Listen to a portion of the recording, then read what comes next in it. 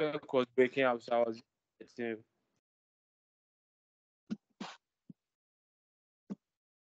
You said the course has done what? I said the network was breaking, so I was just alerting you. What you were saying. Thank you very much. Yeah. It was even muted, but your end was not also helpful then.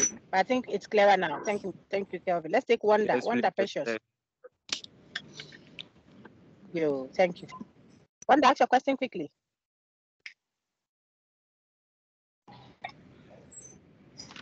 Oh, Wanda, we are recording on mute. Precious, Wanda, unmute and ask your question. We don't want too many blanks in the recording, okay? If we have too many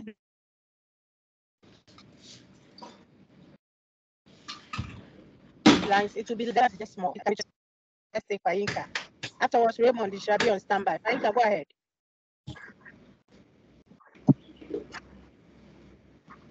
Madam, I think we were all alerting you that yeah, sorry. I think we were all alerting you that Don't say you were all alerting.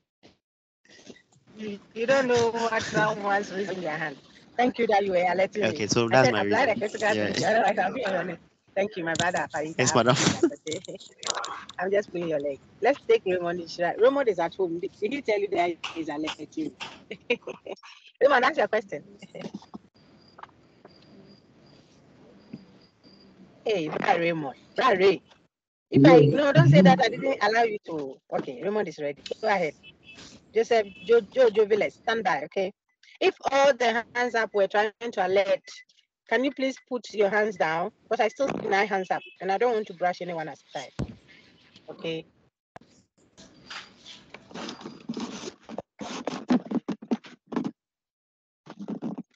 I don't want to brush anyone aside. So if you are here to ask a question, raise your hand. If it is not your question, then lower it. Okay, Raymond is not ready. Winifred, are you ready? Winnie, please ask your question. Favor, better. If you have a question, Winifred first, then Favor next. Quickly, please. Let's take off. Okay, so Favor and I see McLean. Please, I don't have any question. Yes, madam. Thank you. Okay, so Madam, kindly please, I lower your can't see hand. this. Oh dear, I've not projected anything. Don't worry. I'll re-project again. What I projected might have gone. I see. Let me mention the names of those whose hands I see up. I still see 6 hands up now. So that if you don't have a question, then I'll confidently take off, knowing that I didn't brush you aside. You may need that clarity before we move on. You see, so if I brush you aside, it's not fair. That's the essence of the live sessions, not just the questions, and not just for me to come and teach. I could have done a recorded session, but we want to have a live interaction. So people may have a legitimate question they are trying to ask. Then you brush them aside and you keep pouring and pouring and pouring. Okay, that's why I'm giving time to that. So Favor better doesn't have a question, or she has, or he has. Go ahead. If not, ask it, please. Ask. Yeah, please. I'm like the recorded session. We're going to access. But when I check you, the last year's there. So ask and give me an interrogative, a straightforward interrogative. Please, what is this and that? Or how will we do? Where is this? Ask that. We know interrogative. How can I? Are you asking for something? Or you are telling me about something? I'm asking for something. What are you asking for, please? Some of the things you say are not clear. That's why.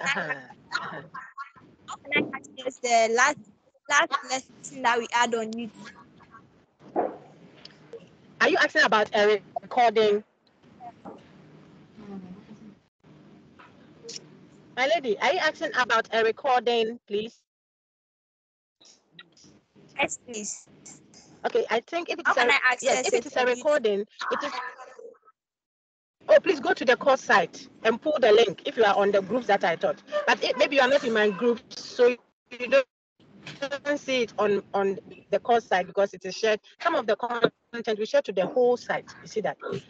But some of them, it is group specific, so that we don't bore everyone with something that is going on in a specific group. So if it is my YouTube channels for previous years that you're asking about, then you go to my YouTube channel, the academic channel. I have another one, but the academic one. It is Dr. Nancy Miles Jemfi. The name that you see when I project. Yes, the bar 4 is not included. Find that and go to the playlist. I say go to the playlist because I teach other courses, so that and the other courses I teach, okay? And you'll find all the recordings from the various groups you've taught at UG labeled, so you will know the specific units which you need help with, and then maybe engage the practical content. Why? So the name is Dr. Nancy Miles. All right. Let me take. I think that is clear. Let's take Vanita. Vanita, go ahead. There are 3 hands up now, so Vanita's hand is up. Vanita, kindly unmute and ask your question quickly. Okay, if Vanita is not ready, I see 2 IDs. One is Elijah. Elijah, go ahead. Unmute first, and then we are good to go. I think it's good now. I want to get to a place, but still good reception. Okay. Yes, please go ahead. Oh dear. The 4 hands up now. Anyone of you kindly unmute and ask your question. So we take off. I don't do that. We'll have it. Someone is saying Madam at the background. Can you tell me what your issue is? Well, everyone just went down. Don't worry, write it down. Write the consent down. Let's start, okay? I will give opportunity for questions again, and we can take off. So last week, God helped us, and we finished our unit 1 mop-up. So it was almost like a repetition of unit 1 again, except that we've strengthened and tied some knots, and dotted our I's and stuff like that. So we are conk on unit 1, and then we moved on to unit 2, and then we set off nicely with unit 2. I would want to do my own slides today, still on the unit. I think it helps me to navigate using examples. I'm able to blow them up with examples for you. I say blow them up. I am able to relate to them easily to engage. So last week we knew the parts of a definition are definiendum and definiens. This Monday I used the slide that was posted for everyone. I posted for everyone on the site for my colleague. Okay, we know the parts of a definition, which is what definiendum and definiens. We know the types of definitions, I suppose. Real definition. No. I don't think I dealt with real definition. I wouldn't have dealt with it because I like to introduce that to get to open textured and well-defined terms. I always do it that way. So we would have known stipulative definitions, lexical definition, operational, etc. We see all of them on the screen. Now let me project that so that you see it. So we would have done the types of definition, this one that you see on your screen. I summarize them this way. So there's lexical definition, the dictionary one, ostensive, operational, stipulative, and theoretical. And I'm sure I gave you quite a number of examples to show you that those definitions. So you know the parts of definitions and you know the types of definitions, at least up to theoretical. We are going to engage real definitions shortly. But there is something else I want you to know, and I think you should know about definitions, which is what the aspects of definitions are. Definitions have 2 aspects. Definitions have 2 aspects, 2 sides to it, 2 ways of looking at it, 2 aspects of it, not the parts of it, not the types, but 2 thinking of what definition, 2 aspects. What are they? The connotation of every definition and the denotation, a connotation and a denotation, what every word denotes. So when I define, I give you the meaning. Every definition is attempting at giving meaning to an unknown word. We have done that over and over again. So if I say bachelor is an unmarried adult male, a famous example, I'm talking about bachelor as being the unknown word.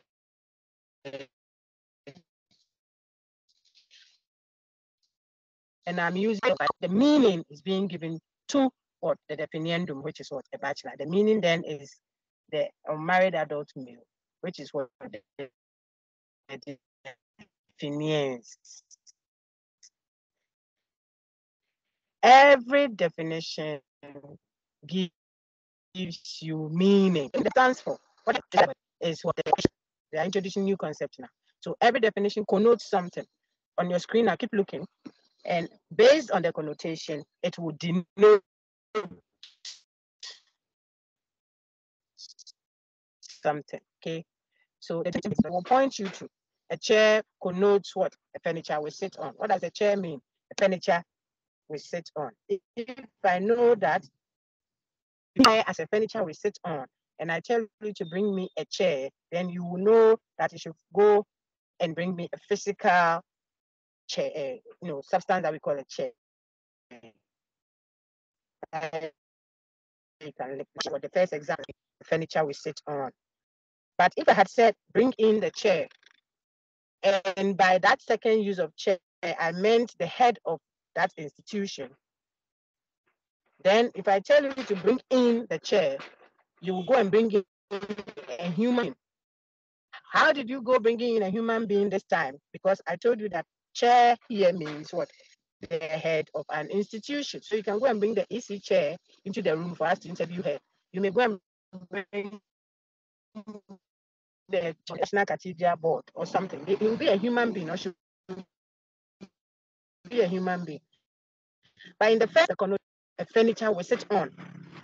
So if I ask you to bring in an example, a denotation of it, you will bring a physical chair. That means if you define the word chair, immediately what should come into your mind is you can have a connotation of that definition as well as a denotation. Okay, and so on your screen, you see that we at least can have three different connotations of the word chair, three different meanings we can give to the word chair. There may be more if you look at, but at least I've identified three to show you that if I say bring in the chair, don't assume that you know what I mean, because the word chair that I'm asking you to bring in could be the furniture out there, or it could be the head of that institution waiting to be interviewed. So you have to ask clarity, because one word can have different connotations, and based on the connotation, you can determine the denotation. And I suspect that that is not controversial at all. It's something about definitions you should know. So I ask you to pause and think. Look on my screen. I say, look, if I said the legislature agreed to table the motion for another day. The second one, the rows and columns in the table are too complex. The third one, your breakfast is already on the table. These three statements are all using the word table. And so the tendency to think that they are all referencing the same thing is high. But the connotations in each instance is different, and therefore what it denotes will also vary. Let me unmute folks and let me see the reaction from the class, because this silence and a monologue type of interaction doesn't help. But I think it's a new concept I'm introducing. So I wanted you to hear it without too many. Okay, so we allow mics for everyone after the introduction to the concept, connotation, and denotation. And then I ask Prophet Samuel, that's your name you put there. Hello. To mute and ask his question. Good morning. Tweneboa Vera will be next, better the three, and then we move on to the next thing. Let's take Prophet Samuel. Afterwards, we'll take Tweneboa Vera, and then finally Beta Amponsa for the first set of questions, and then we'll come back after the next introduction. Go ahead, sir, Prophet. All right. First thing is about, thank you very much for the opportunity to ask. First thing is about the display. The slides you say you're projecting are not. Boss, we have gone past that. I told you that I'm going to use my slides, please. I said that before.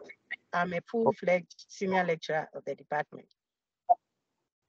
I discussed that. Were you with us last week, please? No, please, I wasn't. Were you with us last week, please? Please, I wasn't. Oh, sir. Yes or no, sir? Were you with us last week, please? I was not. You were not here. Then if you were here, you were not attentive, or maybe you had a mishap. So you play back the recording that I've shared on your site, and you should do fine, okay? Okay. The subject matter is the same. I want to present in a certain way, and that's what I'm doing. Let's take substantive content now, okay? Perfect. Chinebo Avera, you are next now. Thank you so much. Sir. Go ahead, quickly. Madam, please, what you are projecting is not appearing on my. Exactly what she said right now. Can anyone see the slide on the screen, please? You may unmute and respond. Yes. You don't see pause and take. It's If you ready. can see, I please say can yes. see. Pause and take. I can see. I Yes. can see. Yes, we I can can see. see. Anyone who is not seeing, kindly touch your screen or log out and log in again, and you'll do fine. I want substantive content. Okay, the slides are all on your side. That's the point. So even if you were not seeing it, don't get yourself worked up. Get the knowledge. Okay, that is what I'm doing. So your colleagues can see. So just go out and come in or feed it with your screen a bit, and you do fine. The last one was better and Ponsa. Then every other question, we'll do it when I finish the next presentation. That way you benefit and then you are able to ask your questions quickly, my dear. Go ahead, Hello, madam. yes, my lady, go ahead. Madam, please, the network is great. And I So wanted to ask, wait for me. are Wait also for the me. code. Hello, Meta. Yes. Hello, Meta, would you kindly ask your question, please? Is there a question? please, I wanted to know that When are you recording? that means the definitions are also the connotations. Yes, to an extent, yes. But we like to show you. Owusu, please, you are not watching football, bro. Owusu. Mute your mic. What is this? All right. So Owusu has just been disabled. The interactions yeah, okay, Pinalabi. Please, I will have to disable your mic. I just wanted to take the questions. Okay, that's why I'm doing this. And you're not allowing the people to ask their questions. And Christabel, my lady, your question was volcano. Look at you. Oh, when I disable, you don't understand. What is this? Oh, I hate it in you. Matthias Odum, Marian Krentel. Why? If your microphone's muted, so I take questions. The thing is, when you mute them, then it's responsible to have your microphone on or something. I don't know why. It's all muted. Then you will mute again. So if it's disabled, then it's silent. You can't unmute, then I deliver. But I'm trying to take queries from your very good friends who are asking pertinent questions useful for you. You won't stop, so we can continue. And they're better. So the point is, you can say that the finiance is the connotation, but that doesn't mean the finiandum is the denotation. No, that's why I don't use those. Think of the connotation as the actual meaning, what the word means. Okay, the description. Then based on that, you are also able to tell the particular examples to bring. I asked you for, but if I say bring in the bachelors, someone can get outside and bring in unmarried adult males. He's right, they are bachelors. But another person can go outside and bring in flowers of a certain type called bachelor's flowers. He's right, particular examples of them. Someone could go out and bring degrees, if you like, certificates or so, and say this bachelor's for cons, this bachelor's for this, and this, but they are all bachelors.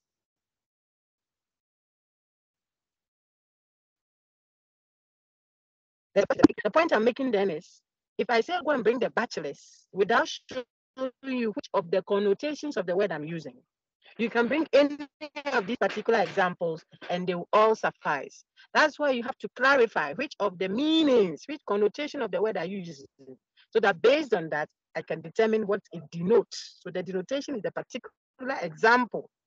If I define even number as any number that is divisible by 2 equally without a remainder, I have given you connotation of even number. Now, if I ask you 8, 10 ad infinitum, okay, those ones will be the denotation, what the definition even number denotes. So if I see 2, I know it's even number, but no, it's an example. But if I say even number, any number that is divisible by 2 without a remainder, equally without a remainder, I gave a child to fish.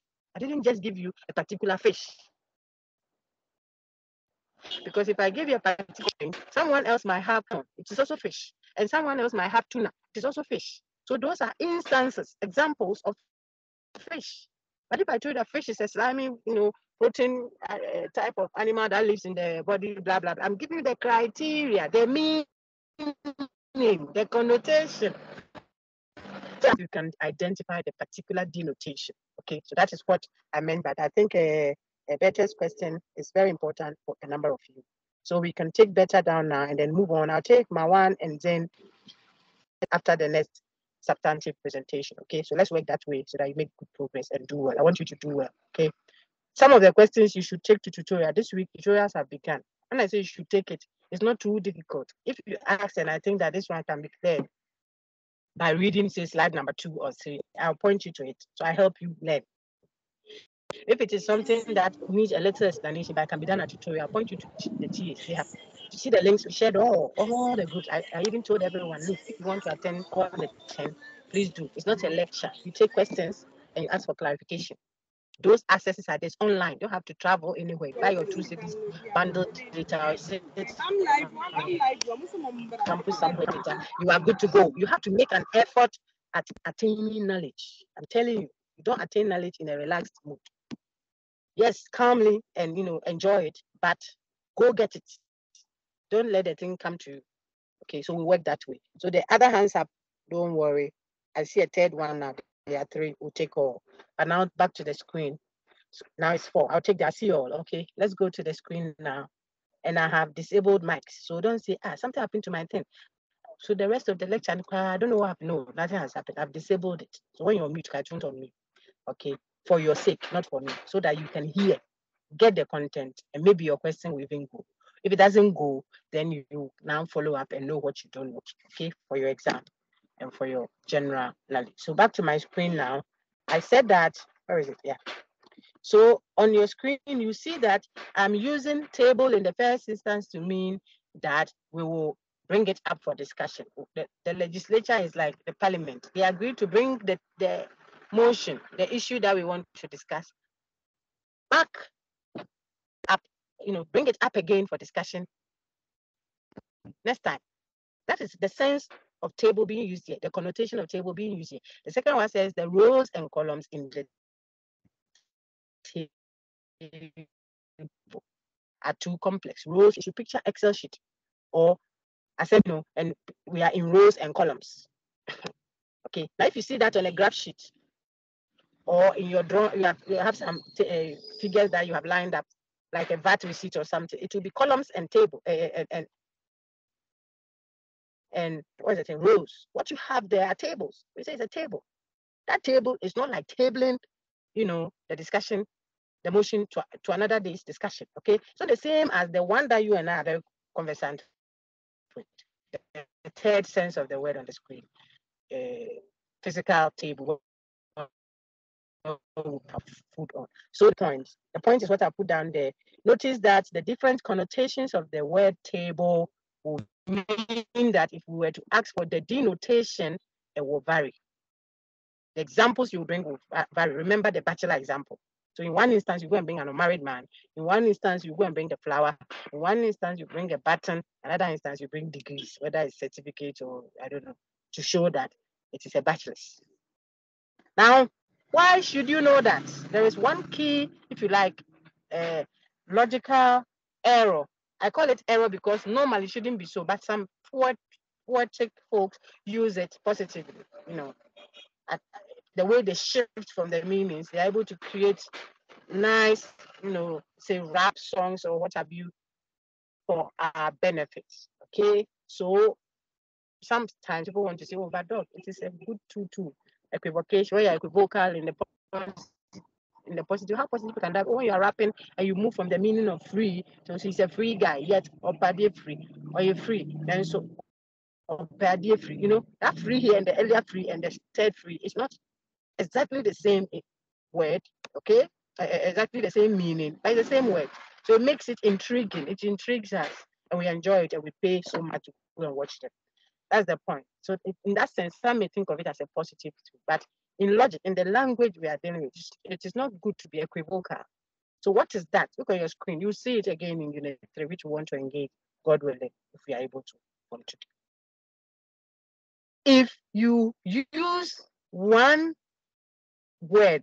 In other words, let me read what is on your screen. If more than, let's have someone read if we don't engage. But as soon as you're mute, headache. It's amazing. You know? Yesterday I engaged, Saturday rather, I engaged about almost 800 students of distance education, and they were just superb. Of course, one or two hiccups here and there, but well comported. It's amazing. It's amazing. I was getting scared when the numbers were increasing and increasing and increasing. So I wish that I would have and what have is distance. So the time was favorable to them. Almost 8 times.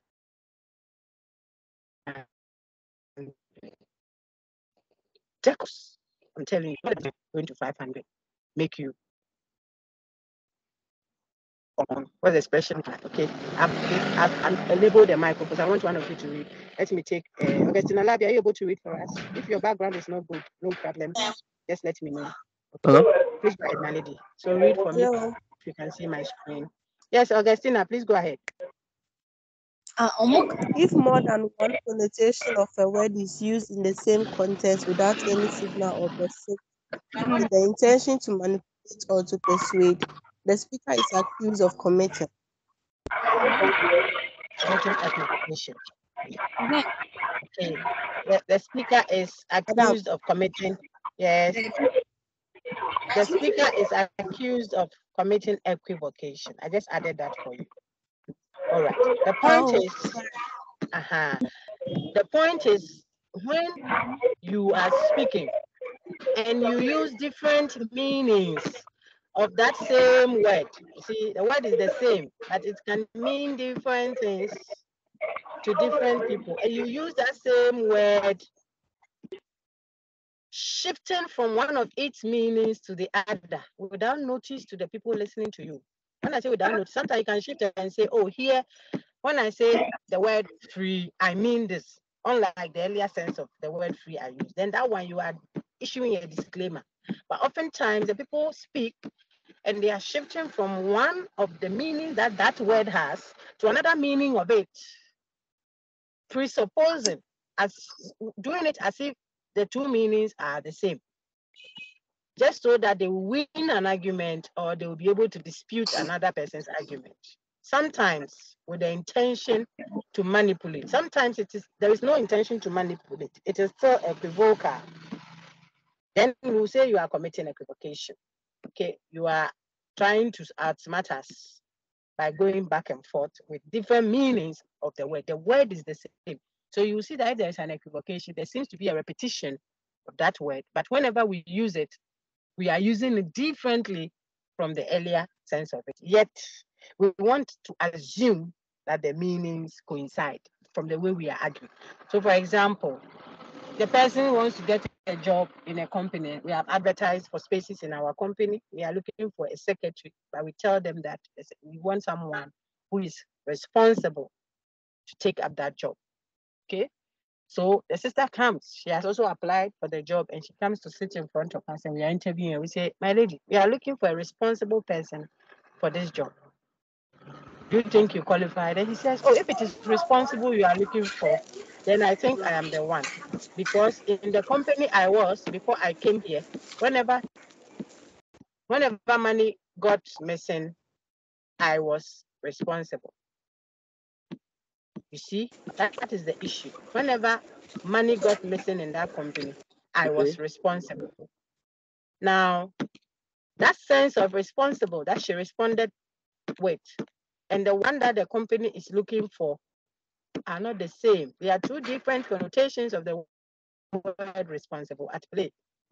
The first one is asking for someone who is duty-minded, will make sure she meets deadlines, will ensure that others do their work. That sense of responsibility, that meaning of responsibility is what the company is looking for. She says she's the one responsible for stealing. She did it. That's the sense of responsible she responded to the query with. What is happening? The reason why I've introduced that equivocation here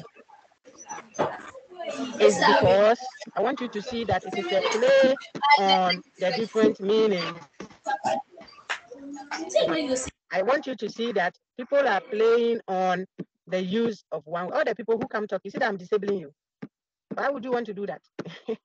You see, because I want people to ask questions. So when I unmute and you do that, I disable your mic. You can't unmute your mic again. If it continues, I'll write and ask you out of course next year when you are in level 200 and you are struggling with your old level 200 content, and you come and worry yourself with level 100. I don't want you to continue. Keep it muted. I hope that helped somebody. Okay, so equivocation is so the one on the screen. The person reading for me, respectfully, could you unmute and continue for me? I want to show you example. Something. Yeah, go ahead. Madam, is it the example? Yes, please, my dear. I don't see why women are always complaining that they do not enjoy the same freedom as men do. It is a free country. So what's the problem? Everybody in Ghana here is free to do what they like. Very good. This person is equivocating badly on the word free. Look at what is happening. The first sense of the word free, those of you on my channel, you see that I shared something from it's the same topic. They are discussing the same thing, but some of the examples were funny or helpful. If you see with D yesterday, group 5, I think that's a Sunday, we were chatting, and I think I dwelt a bit on this particular slide and talked about how people want to pretend as if there is no difference and difficulties and restrictions with women versus men when it comes to certain things. I mean, you can't deny that the freedoms that men have is not the same as the freedoms that women have. And vice versa. The men too do not have certain freedoms that women have. It is not a matter of contention. Women go to that time of the month, biscuit, stipulative definition. A lady told a friend, please, when I come, buy me biscuit. I'm really hot. And the guy is in there saying, me too, I like some. And he doesn't know what it is. Women go to that time of the month, which is natural. It's not something you choose. Men don't. And that thing can even affect your frame of mind during exam. Just the morning of your exam, the thing decides to appear and come and say good morning. And all the calculations and the figures you have done your chew and pour all get messed up in your mind. After two days or sometimes 3 days, you are okay. The exam is done. The brother didn't have that issue. You all go for, application, get a job. 3 months, 4 months, and the sister is pregnant. She has to, because society expects of her, especially African society. You can't say, I'm going to school, I'm a PhD, professor, this. They what? You won't give birth. That's what they will ask you. You see that culturally. So then 3 months, 4 months, sometimes a year, those who are very serious, quote and unquote, then you are pregnant.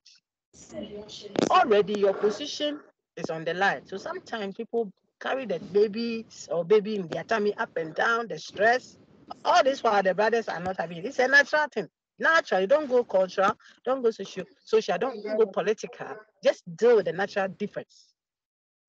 So there are freedoms that men will have, even if we're going naturally, that women won't have. And there are freedoms that women may have that men won't have. So you cannot say that you don't see why women are always complaining that they do not enjoy the same freedom as men do.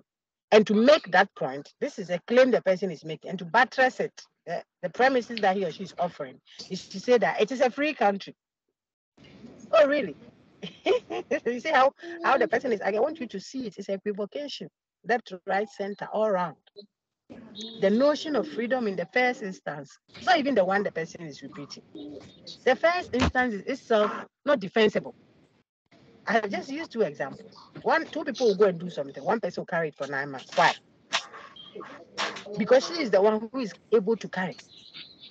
That's how naturally the system is made. One has a womb, the other doesn't have. That one too, should we argue over it? It's something to argue over.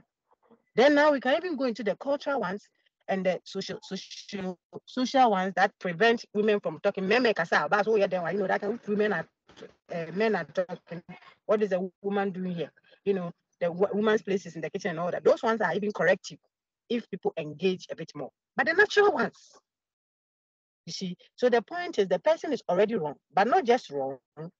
He uses some other supposedly strong points to buttress that, which is what? It is a free country. Is Ghana a free country? Yes. Unlike other nations where there are restrictions on what you can do and what you can't do, we are not under curfew. So it's a free country. But the point is, when we say Ghana is a free country, doesn't mean prisoners can get up and do what they like at what time they want. No. But they're also in Ghana. You can't get up in the exam hall and be moving around as a student and looking at other people's things. And when we tell you, so, but Ghana is a free country, please let it. Is that the sense of free, that Ghana is free? When you visit me in my office and I tell you, oh, feel free, please sit. Doesn't mean get up and look into my script and start marking for me because you're feeling free. It's free, but it's not free in the sense in which we mean. So SHS is free. I cannot expect that it is free means that even the homework to mommy should do it for. No. So you have to understand this person is moving from freedom as the one that pertains between a man and a woman, which he is even contending. There is restriction on how women can feel free all the time comparative to women, men, and vice versa. Look, a man cannot be allowed to cry freely. Women will feel free and cry, oh, what is doing to me is free. And people will even feel for you. Sometimes the woman's fault too. They will come and do emotional blackmail. We are allowed to cry freely. The man can cry. If you cry, oh, you to a man. Once right now we see a snake in the classroom, God forbid. God forbid. Who will you call? Man, bro. That one, the men should come. Why the women? You see? So they also don't enjoy certain freedoms. He's not even, maybe he doesn't have the courage to come near slaves, but he's a man. He has to, do something. The person has lost a dear one, very dear to his heart, maybe a mother or something. Everybody is crying freely. When you cry, you say, it's okay. Man doesn't cry. Hey, man has tears, you say he shouldn't cry. There are restrictions, maybe cultural, maybe social. But I'm trying to make a point that difference is there. There are restrictions, limitations between them. The person wants to insist, he doesn't see why women say that. But it is true. Then to buttress that, he comes to tell it's a free country. After it's a free country.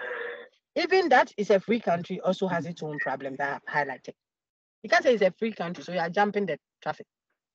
That was it, crossing the traffic, eh? It shows red. You say, well, Ghana is a democracy, we are all free. You do everything. You are opening your mouth, excuse my language, you jaga, and saying anything that comes out, and then you are going. You won't sleep in your home that night. The next day you'll be at some small room with your pot next to you. Ready? If you want to read it, read it. Because it's a free country, but it has rules. So you see, yes, Ghana is a free country, but can you just go around doing things freely? This is another sense of the word free. See, can't get up and come and slap your lecturer and say that, oh, after all, we are free to do what freedom of association. So you want to associate with weed smokers in the area. You are free to associate, but what you're associating with, you are not free to do it. So there is freedom and yet not freedom. People don't see that. We can have 1,001 meanings associated with the word. This person moves from that. And then the last one that even irritates me the more, says, everybody in Ghana here is free to do what they like. Really? Feel free. I've said all this. I think you already detect the equivocation. And sometimes it doesn't come out. So if it's a lawyer arguing, you equivocate and make his case look good. You have to be smart to point out, my lord, Brian is equivocating. We are discussing so and so and so. Then you bring the discussion back. Sometimes to you, the one who is going to accuse someone is the one who is equivocating. So then the other one must see. So equivocation simply means you are using different meanings, different connotations of that word in the same context to make an argument that presents as if they mean the same when they do not. Okay. You can see the same with the use of the word law. Sometimes you say, what is this person doing? We don't do that here. He's breaking the law. God doesn't like this at all. If you were my hometown, the way the chiefs will deal with my customs doesn't accept this. Hey, you one person. Different senses of the word law is what we have used. This is against our moral, sensibilities. Well, moral codes are not the same as customary laws, and they're not the same as civil laws or criminal laws, or if you like, what's the other one? Statutory laws, and etc. They are different senses of the word law. If you don't pay your tithe at church, no policeman will arrest you. Physical policeman, no. But if you like go and cross the traffic light or stop like that, or don't do your DVLE or whatever, physical police will arrest you, not the Holy Spirit. And if I ask you 2 + 3 = what, and you write 7, it is the math teacher that will give you wrong, because the logic of mathematics doesn't permit you to have your own calculation of figures and stuff. It's mathematical law. And when you go and marry someone's son, this is Unit 5, I've summarized for you like that for your reading. If you go and marry someone's son or daughter without doing the proper, properly, the proper customs around the marriage, pay the dowry, do those, you don't do it, and the child dies during pregnancy, for example. I like those examples because they happen in certain customary settings or traditional settings. You will marry the dead person, sleep with her in the room overnight, drink the corpses, what the widow would write that some people go to for days before you be allowed to go. Now, why, if you go and you be a human being again, only God knows. They will use that to curb. So there are laws that are not, that one is not done perhaps in my hometown, or we don't accept that. But we are in Ghana. So if you say, oh, Ghana, freedom of movement, and then Afe Alagbemi, Alagbemi, the Ghana people on the, they are in Accra. So you must understand these things. Don't say, oh, we don't know. You should know. You are in Accra, the school is in Accra. We are giving you, I'm not a Ghana, but I have to speak for the people. Alagbemi. So let's say our traditional folks are having their traditional customary so and so. They tell you on so and so days, no, don't stay beyond a certain time. You say Ghana is a free country, so we can freedom of movement. Go and do freedom of movement. There are customary laws, traditional laws. If you go to Gregor campus, don't go and wear red. I think currently it's not as intense as then. You go and wear red, they go and pass around Commonwealth, or then they will shout at you, Coco, Coco, red, oh, red, red, oh. It's against their sensibility. Don't bring your red there. Of course, it's a fun kind of law. The same way you can wear bikini to the lecture hall. I'm showing you equivocation. All these are different laws at work. Do you know why you won't wear a bikini to the lecture hall if you were sensitive to the setting? It's not because you are holy amount. It's because it's a bush behavior to do that. Because swimwear is for swimming. If you were watching the athletes running and they were wearing those skimpy dresses, would you feel embarrassed? No. Holy people, so to speak, quoted unquote, watch athletes. Should they go and wear kaba and slits, that traditional clothing, to run the way our revered chiefs dress up with their clothes and what have you? Is that what you want the one running 100 meters to wear? How will she run? So she will be wearing skin fitting, sometimes the back part showing all over. Only people watch and say, wow, she's first. We don't, our sensibilities are not hurt because she's wearing it at the right place. Then you are going to a lecture where you are wearing swimsuit. It's not about holy or religious or not. It's just bush. It's out of place. Okay. But my point is, no one can arrest you. I'm telling you, nobody will arrest you. Maybe we'll arrest you with our jealous eyes, but we don't have your body. But we can chuckle, and those who are spiritus can blow their tongues on you and what have you. Because the law you have broken, perhaps it's just a moral one. Unless the school has a clearly stated rule on that, then that school's laws can arrest you. So you should have used this to do the identify for you. The rest you just read through and get the different laws and how you solve them. The slides are there. Understand that someone can be arguing seriously and he or she is just equivocating over different senses of the word law. What this thing people are doing, God doesn't like it. It frowns on God's law. Look, when you come into my society and you do this, the people will not even like you. Moreover, this. No, you know. By the time he finishes, he has confused or integrated, so to speak, different connotations of the word law. And you may go into the law books and there is no criminal case against that person. Neither is there a civil case against the person. It might just be perhaps, which is very high, but a moral issue. If it's moral, it's like gnosis. Everyone has their choice. Okay? So we have to make sure that we avoid equivocation. That is why I over-elaborated that slide. So some more examples for your enjoyment when you engage the content. Then we did the types of definitions and we got to real, ideal, eliminative, essential definition. I want to pause and take the next batch of questions. And I see 9 hands up that I want to pick. So I want to take, I'm guessing I see this. I'll take, okay, some hands are going down now. Oh, really going up, rather. I'll take only 4. and then I'll go to the next slide. It will be helpful that way. Otherwise, people may be moving from another group to here, and they'll bring their questions. We'll do questions, and not go to our substantive content. So we have to manage it well. You are always able to bring your questions to my mail or send them to tutorial or ask them again when you need. So they won't go. They won't get lost. They won't go unanswered, I mean. Let me take Wise. Wise, raise your hand, please, and I ask your question.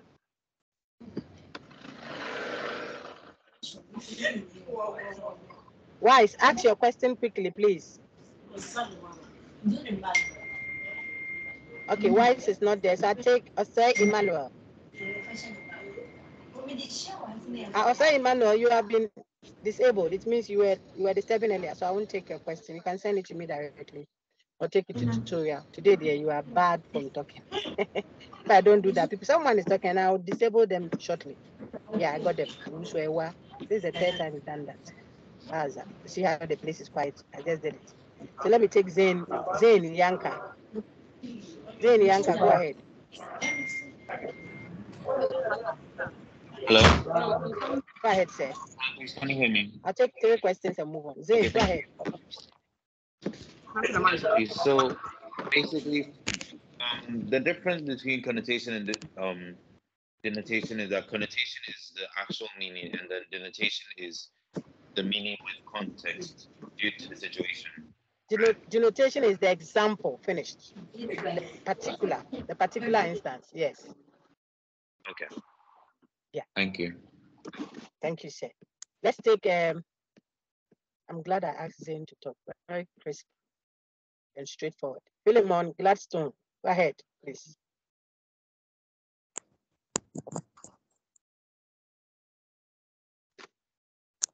Boss, please hurry up for me, eh? Okay, I think Philemon is not ready yet. So let's take Mawan Adnan. I think Mawan's hand was up earlier. I missed it. I was going to find it. Mawan, go ahead.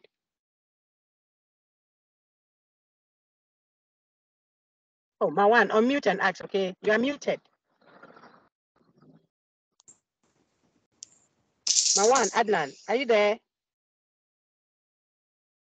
Well, so I'll take Ritanana Ediafo. And then we can continue.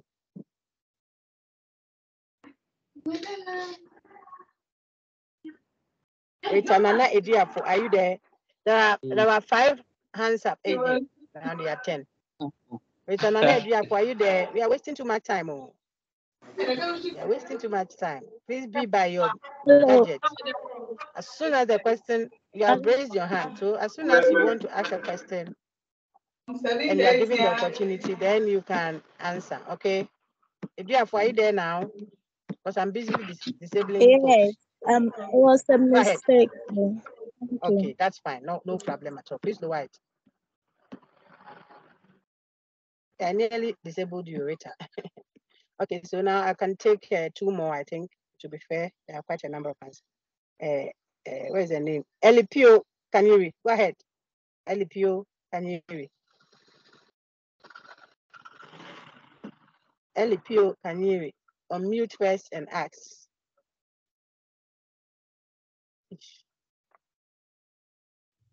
Go ahead. Sorry. Sometimes I understand it's a network thing. So Elipio is ready now. Go ahead.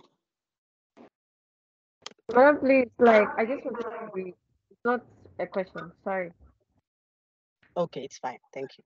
Then we can go on now. So let's move on to our next slide. You're doing fine. Your questions will be practical questions. So I want you to be minded. As for the, just be minded. It will be practical questions applied. You will apply them. So it's not, what are the types of definitions? Which of the following is not the type of sardine? No, you apply the answers.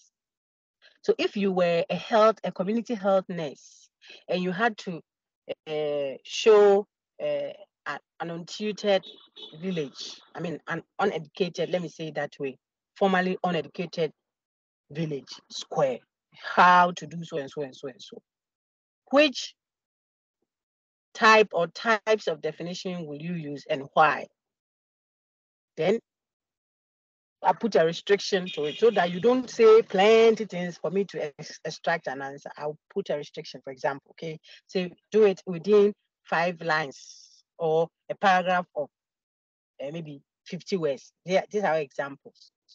Now you will think on which of the types of definitions you should, and why. It's the why that will give you the mark. Okay, and then the illustrations you use, what are your why? Maybe for 2 or 3 marks. Then question 2.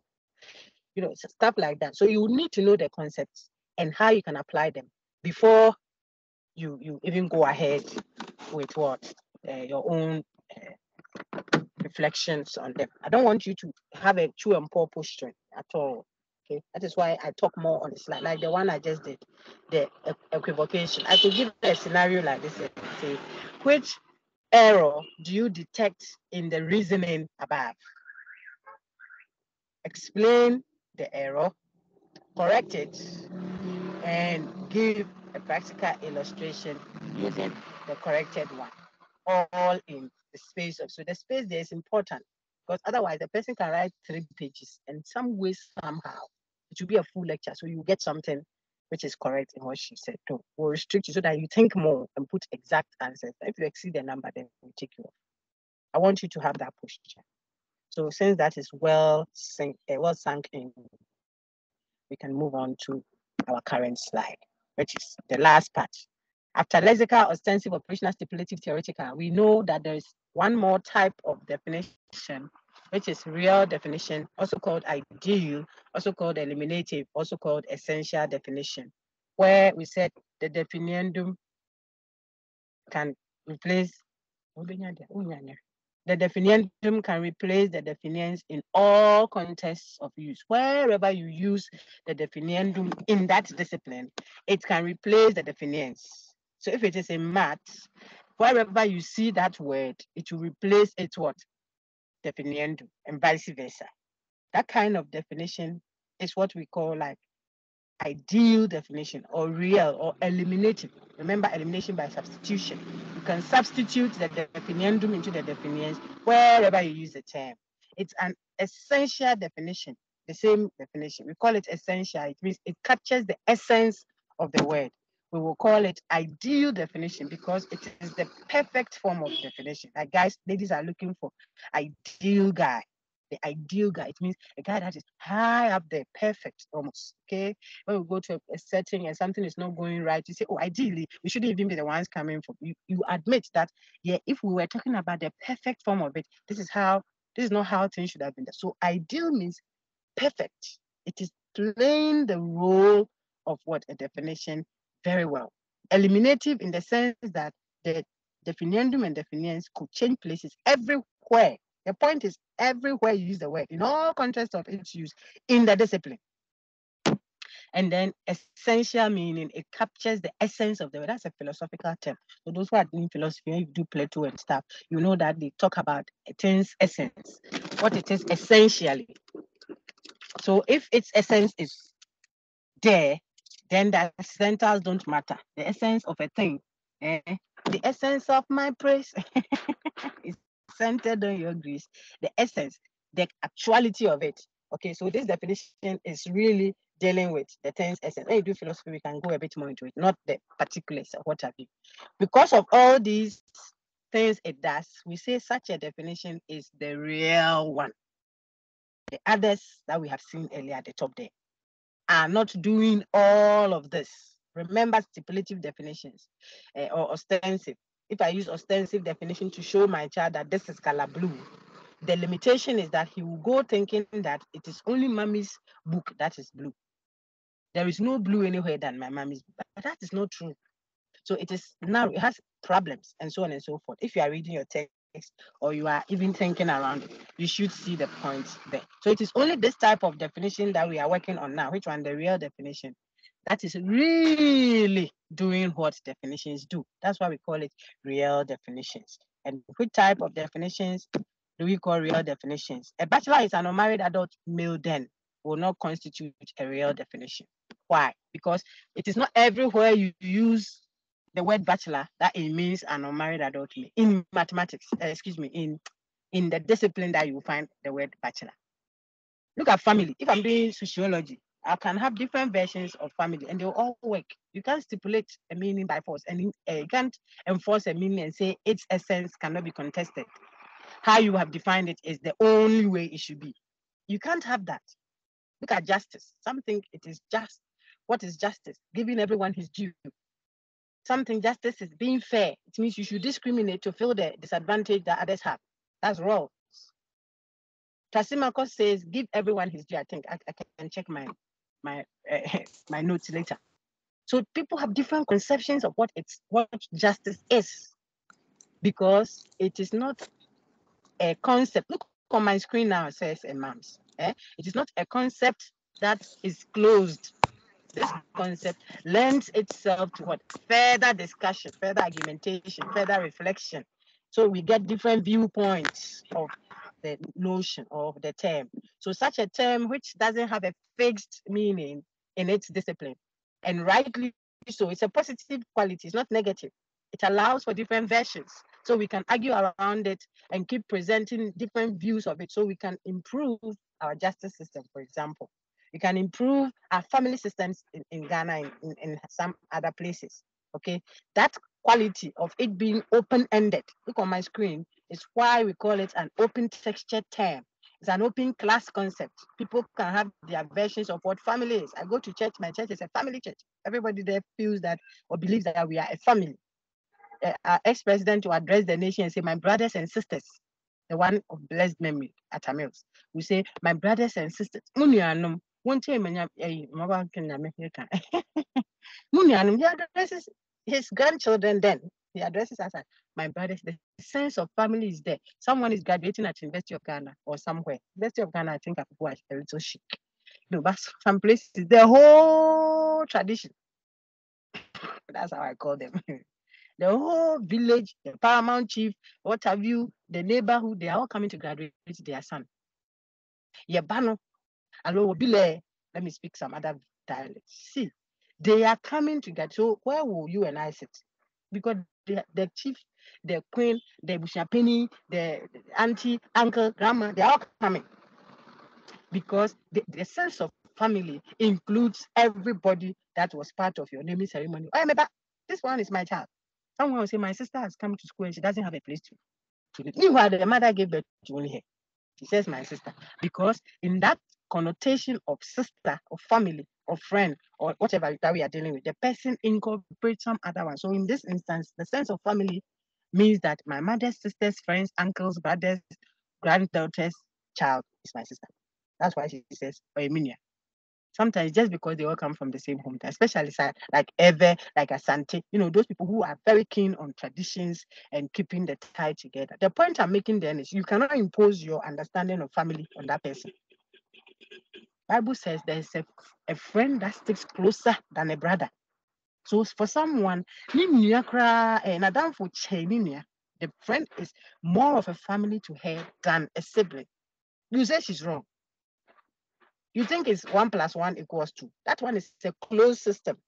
Okay, so look at democracy. Democracy, different versions of it. Look at the democracy run by America. Look at the one run by UK. Look at Ghana's democracy. Keep going. One has a king and a queen in addition to parliament and whatever. And it is still a democracy. Another one has federal, different states within one. Everybody's a governor. And yet it's a democracy. So you will see that there are different versions, the same notion, but the essence of it, what it stands for really, it's the same thing. Remember value, judgment, and fact. We are going to do verbal dispute versus substantive dispute. Here we are doing open texture terms versus closed concept terms as a result of ideal definitions and the other definitions. So you see, it is the same line. We even take it to deduction versus induction. One is dealing with language and forms or structure. The other is dealing with content. If it's content, it will vary to be contingent. So here, the context we are dealing with, the concepts we are dealing with are essentially contestable. That simply means the essence of it, what it really stands for, can be contested depending on who you are talking about or with. So look at fidelity, that's the last notion. If I married and I had a boyfriend outside of my husband, you say, sister, she's an infidel. If a man married, had a forest and got a garden at the backyard, You say he's an infidel, but check. If your background is quiet, my dear friend, you can unmute and engage. The thing is, I don't want the noisy background. I saw someone was laughing and I muted. I don't intend to stop you from being fun, having fun. But some have a very noisy background. That's why we have asked you to mute like that. Okay. I'm saying, but for another religion, okay, this is religion. Even sometimes within the same religion, let me use one with like Christian religion, which I belong to. Some believe that you should have at least 3, 4, 5, so that you can alternate. And it is not because of anything, because of the understanding of the woman standing at the end of the month and what it does to your spirituality. What they claim it's a spiritual and a Christian view, but it admonishes and even embraces polygamy. That's my point. Now, the person will not think of polygamy as an infidel act. In fact, they think that you are helping the women who are suffering to also have some warmth. You are not an infidel. So who is defining fidelity and infidelity? These concepts, plus just like many concepts we have in our humanities, social science, what is the other one? All these terms are what? Open class concepts. You can call them open textured terms, and therefore essentially contestable. And rightly so, because they are dealing with content, not form. But I have just moved my slides to well-defined terms. Why? These terms are terms whose essence are not contested because they are closed. They don't allow for different ways of thinking of addition. When we say add in mathematics, we can mean that subtract. There will be confusion. They are the standards we use to measure. They are the guide for our thought. So if I go to the market and I buy 2 yards of cloth and I add 3 yards of it, I expect that I should go home with 5 yards. Whether it is kenke that I bought 2 balls of kenke and I bought an additional 3, or it is mango, then I bought 2 and an additional 3, the concept remains constant.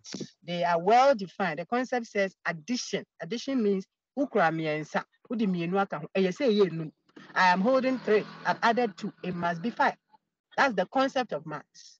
It doesn't tell you, oh, sometimes when you add 2 to 3, it must be equal to 7.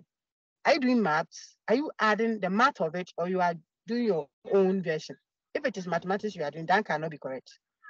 And the same applies also in some aspects of what? Physics, especially with measurements. So kilograms and what have you, 2 kilograms of rice, whether from Ghana, Afghanistan, or Zaire, A or Z, wherever it came from this. If they say it was 2 kilogram rice, when we measure, it must be 2 kilograms. Because kilograms is measurement. So we are using the concept. I'm just trying to show you that these terms apply in such disciplines, and we call them well defined. They have been defined well, simply means they don't allow for alternative meanings. The essence of those concepts are not contestable, and the same with logic as well. We call these disciplines deductive studies. Look on my screen, deductive. So when we get to unit 6, you see what we are doing there. We are learning forms and structure to guide our thought. They are empty of content, unfortunately. There is no content. It's just the form, so that we can apply the form on the content that we discuss in what? Induction. That is the difference. One is deduction, the other is induction. But now with this, you would then realize that ideal definitions or real definitions are what? Well-defined, are coming from what? Well-defined terms. Terms that are well-defined are the ones that you can have an ideal definition for. You can have an eliminative definition for. You can call them eliminative. Why? Because they will clearly show you all the particular denotations that the reference leads you to, the definition leads you to. You can clearly identify without any ambiguity what the denotations are. Okay, it is also eliminative. The definiendum and definitions can change places without any contestation. Okay, and then it is ideal. It is doing what definitions should do perfectly. An example of a real definition then, because we see such a definition is well defined, not open textured, not essentially contestable, not open class concept. An example is mathematical terms, concepts like even number. An even number is any number that is divisible by 2 equally without a remainder. This is clear. You don't start mentioning the notations 2, 4, 6, 8, 10. Then all of a sudden you start adding mangoes and oranges to the queue. No, it won't permit that. But if you started naming family members, you can deal with your biological sibling. Before long, your dog is in the queue. Before long, your church members join the queue. They are all part of what family connotes. Remember, connotation. But even number is a well-defined term in a fixed discipline that doesn't permit that. You can't have your own version of what even number is. In mathematics, it's a lie. Then you're not doing math. Go and do something else. Okay, so there are fixed terms there. And if those explanations are helpful, then we are almost at the end of our unit 2. If that is helpful, we can end with that. If not, we can introduce ourselves a little bit or highlight 1 or 2 things. It's not everything on the slide. It's not every slide I have to project like this. So we don't babysit in the university. If it is straightforward, some of them are concepts, so we have to help you. And some too are getting used to the online setting, so you have to help them, lead them on a little. And then some too, critical thinking, they haven't had any interaction before, but we will not babysit you all the way through to the course. Some are for you. That's why the slides are already there for you to just read. We're asked to pass the English, I always say. So you can read the English of it. And then if you bring questions on the logic of it, we can help you. So let's see which parts of the unit 3 I can touch on to add to the unit 2. And then perhaps we can end, or we may have to go through to the end. The problems with definitions is our last thing on the unit 2. Let me ask someone to read. Can I ask Augustine Alabi? You may want to do as the honors again. Please read the slide for me. Good.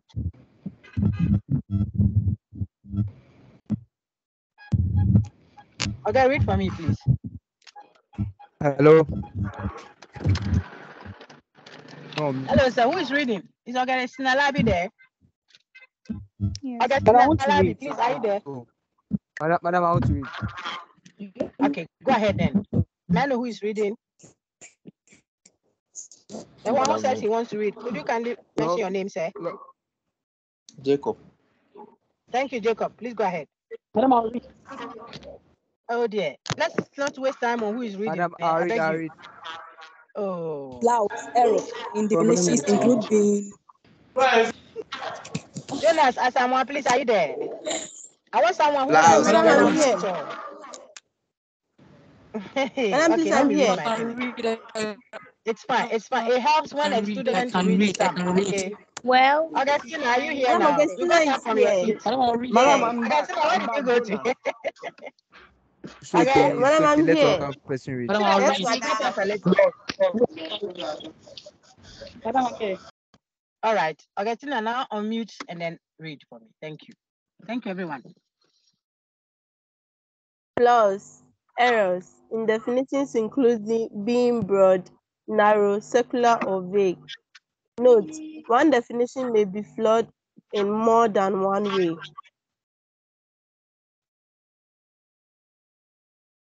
Read all, Hello. please. Okay, broad. The definition. Please read, Read all. Broad. The difference combines, Madam. Broad. The difference covers things that do not belong in the denotation of the word. Narrow. The difference does not cover all the things that correctly belong in the denotation of the word. Circular. Begging the question or tautology. Very good. The difference repeats the. But what is that? The word is definiens, and it repeats the definiendum. The part of a definition. I want you to see there. Okay. So one is definiens, the other is definiendum. Go ahead. Okay. And the last one is the definiens does not specify adequately to determine what belongs to the word's notation. Excellently read. Well done. Don't get off your seat again, otherwise I'll catch you. Now, everyone listen. Problems with definition. So here we want to look at what some problems are associated with how people are defined. Suppose I entered class and asked me, Doc, please, what is critical thinking? And I told you, oh, critical thinking is when you are critical about your thoughts or about your thinking. I didn't give you any meaning. I only repeated myself. That's the problem. So you didn't add any information. There was no additional information given in terms of meaning to the word, because you use the word to explain itself. Sometimes you beg the question. When we start doing fallacies in Unit 10, informal fallacies, you see what we mean when we say you are begging the question. You don't have an answer, so you use the very question to answer the question. Oh, development is when you develop the nation. That example I put there for you.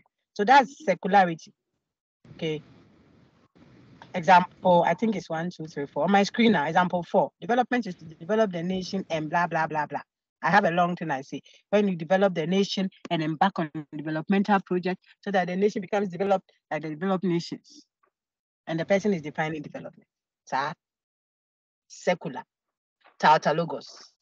You didn't add any content. You repeated yourself. The same with the one on the first one up there. It's also secular or tautologos. It says the lady is doing something in the office, maybe a national service person or someone who has now come to the work day. And so the boss comes and says, you are not being efficient at all. So the national service, oh, please, I'm doing my best. Oh. Maybe I don't understand what you mean by efficiency. Please, what do you mean by that? You see, put content to it so that she will do it and know that she has delivered. Then she says, lady, efficiency is being efficient at what you do in this office. What did you do? She said nothing. It's repetitive. And secular is tautologos. And you don't want to define or give meaning that way.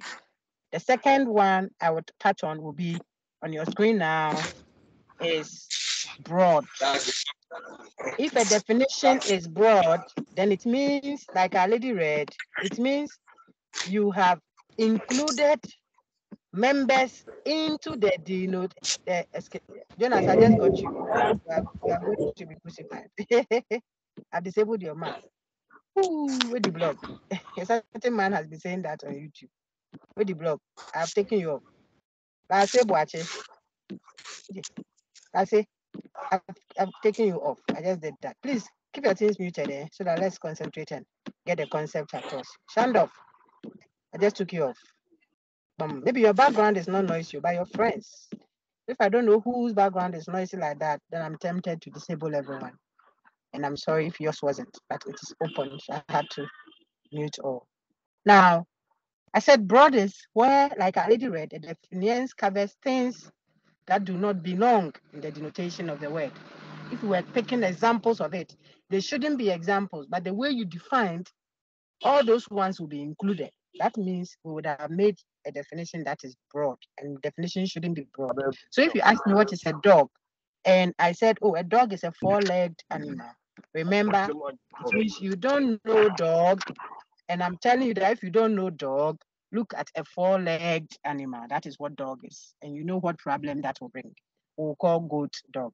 We'll call elephant dog. We'll call everything that has 4 legs, animal that has 4 legs, will become a dog to that your child that you are teaching. It is not her fault. You, the teacher, you are the problem.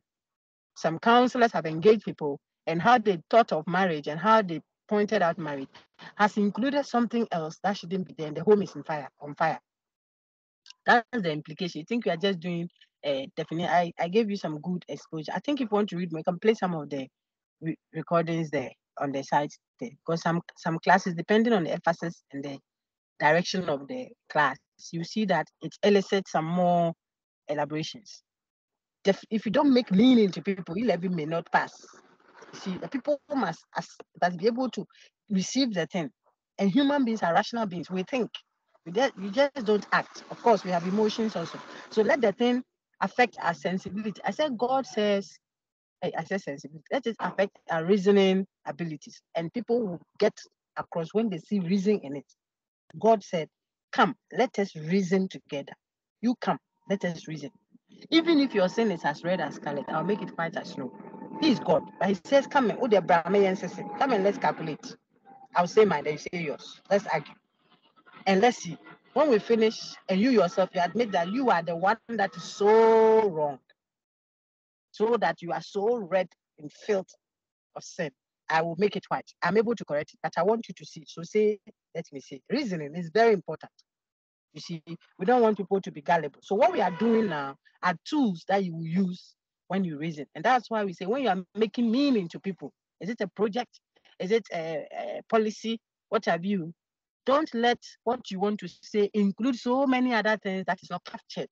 Otherwise, the meaning you put across will not be effective. Okay, so broad means you have a goat. You want to teach a child what a goat is, for example, and you say, oh, a goat is a four-legged animal. Remember, we don't know goat. Don't tell it. The definition is the unknown word. I don't know it. Don't tell me about my dog. Goats also have hair on them. We don't know goat. That's the presumption when you're defining. The person doesn't know the definition. So it is the definition that is helping the person know. So you want to give a definition that leads the person to the definition. That is why what you are doing with your definitions is what we are targeting. So if you give a definition that goes to include so many other things that shouldn't be there, then we'll tell you that is too broad. Now, when is a definition narrow? When you exclude, this is the opposite, you exclude legitimate members. Remember, I told you before I continue, there are always instances that where you have white versus black, but sometimes you have gray areas, a mixture. An imperative that could be asking a question, a factual statement that could also be value or even a definition, depending on the context. The same applies here too. A definition could be both narrow and broad. I'll show you that later. Those are the hermaphrodite situations, okay? But we want to learn first the clearly female, the clearly male, so that when we have hermaphrodite situation, we will already know male and female, so we'll see the blend is okay. Now, I'm saying that when the definition is narrow, it means your definitions, the meaning you are giving to get us to the unknown word, that definitions left out, excluded legitimate members that should be there. And it's happening so because of how you are defining the word.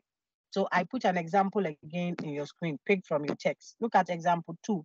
Now on my screen, it's not numbered, but it's the point 2. It says the meaning of evil is murder. The meaning of evil is murder. If you don't know evil, look at murder. What will happen if I did that? Let me take, I'm even afraid to go and ask for a viewpoint, but we should do it. Let's make it effective. Anybody wants to react to that? There are 6 hands that are already up. So I want Yes.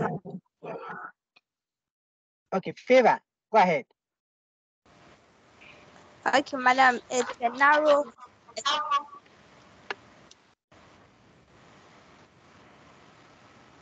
Madam. Good, but why? It's a narrow definition. Why? Because murder, evil entails only, it doesn't entail only murder. Excellent. There are many other things that have been left out in the definition of, or in the denotation of evil. Gossip, bearing false witness, jealousy, overly and what's the expression?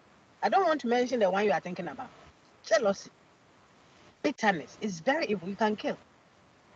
Okay, but by this definition, we have been asked to focus only on murder. So you have left all the others. So people are cheating during the exam, which is very evil. And they think they have not killed. But you are gossiping. You are bearing false witness. You were not there. You say, I saw it. Some grandma that went to testify in recent times, apparently, about a supposed crime that she said she saw the person commit. You know, these elderly folks in our Western place there. The person was wearing a sweater, was a whatever, like that person's own. But because she's an elderly woman, they expect that she has no interest lying. They took their word for it and jailed the guy until later truth was found. I don't remember. I don't want to lie, but I don't remember how the truth came out. Then he said, oh, but I think I saw him. Now you think. Don't bear for, even her own is not a typical example of false witness because she felt that she was certain about. But the false witness, the person knows that he's lying to support the other person, but you come and bear false. It's very evil. We have left it out. So this is a narrow definition and we can quickly go on. I've explained secular. So you know secularity, you know narrow, you know vague, and you know broad. Now it's vague. Vague is where you define in a definition, we will say you are vague when you define such that it is too general to even carry content. It's not specific. You see, if it's broad, it's specific, but it includes so many others. You see, if it is narrow, it's specific, but has left out others. If it's secular, it's so specific that we notice that you have repeated it. If it's vague, it's not specific. You're not specifying. It's indeterminate. You have overly generalized that the statement you have made, the definition you have made lacks meaning. Okay, or lacks specific meaning. So the one in your textbook, I think is handy, is when you say, for example, you're defining democracy. Ask what is democracy? And say democracy is freedom for all. So that has a typical definiendum copula definiens relation. There's the definiendum, a definiens, and then the copula. You see it clearly. You tell me democracy is freedom for all. Freedom for all what? Before we even get to the all, what do you mean by freedom? So people should wee everywhere. Apologies. Freedom. People should say what they want anywhere without recourse to the law. Someone sees a sister, he likes the body of the sister, watch and watch and watch. You should grab the sister and feel free. I mean, get it. Freedom saying, which connotation of freedom are you using? If I said there is free, oh dear. If I said there is free Turkey right now, that free Turkey could mean, if I say free Turkey, it could mean that free the nation Turkey. We'll say it in the slides. Maybe some of you have already seen it. It could mean that there's free Turkey in my room. Come and take some. Free Turkey. It could mean set the nation Turkey free. So we are getting slowly to ambiguity and the others, which are in the next slides. Okay. Set the nation Turkey free. It could mean that. It could mean release the turkey, the bad turkey that is in the hen coop back door. It is tired. Set it free.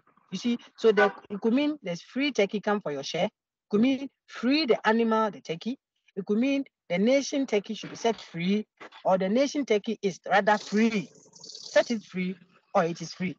You see, different connotations of the word free. You already saw the one I dealt with when we engaged the man who is out, the woman, I presume, who is arguing that men and women don't have equal freedoms. That word, free. So that's why people are having headaches with, oh, this guy. You interrupt my turn, please. I'll call you later, please. I don't like calls. When I tell students, they don't understand. Oh, for clarity of perception, I'm not. Yeah, recording too. I'm using my phone's. That's my word, the noise. Okay, so if you interrupt too much, the network will go off. I want the hotspot is faster. And people, so I'm saying that the free now the person is using, they are different connotations. But here we are, someone applying it. So what sense of freedom are you referring? That's very vague. And then you say freedom for all. All what? Prisoners too should come and feel free. When we have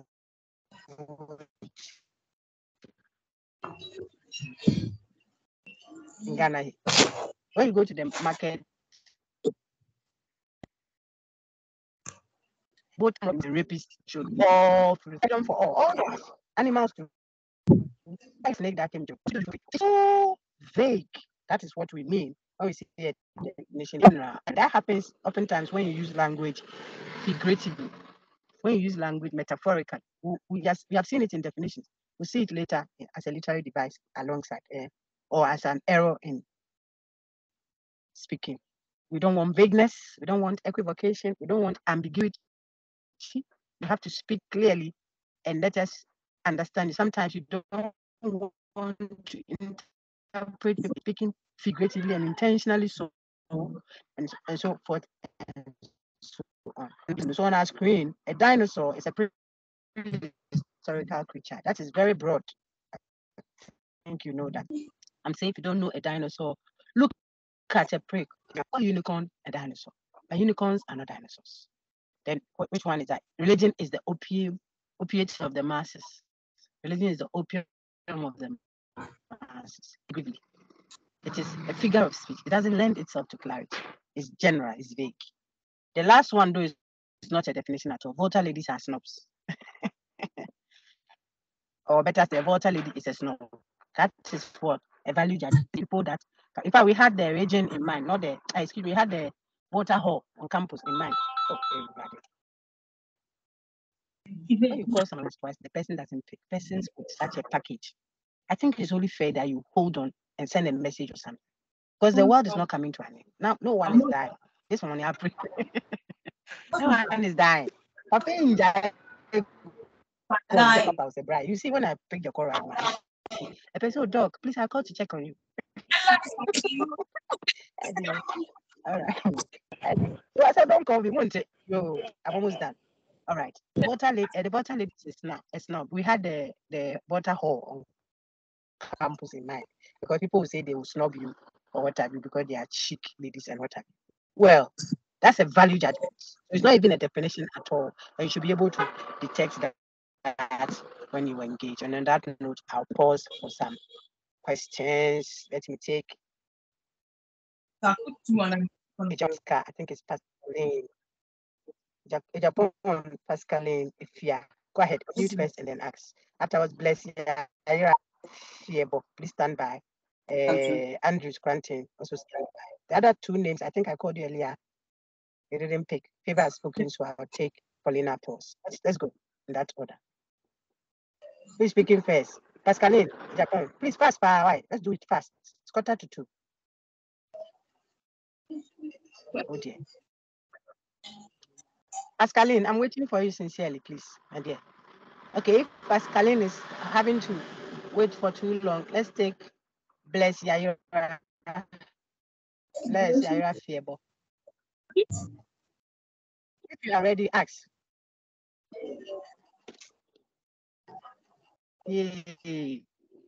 Okay, if Bless is not ready, Mawan, Adnan, please ask a question.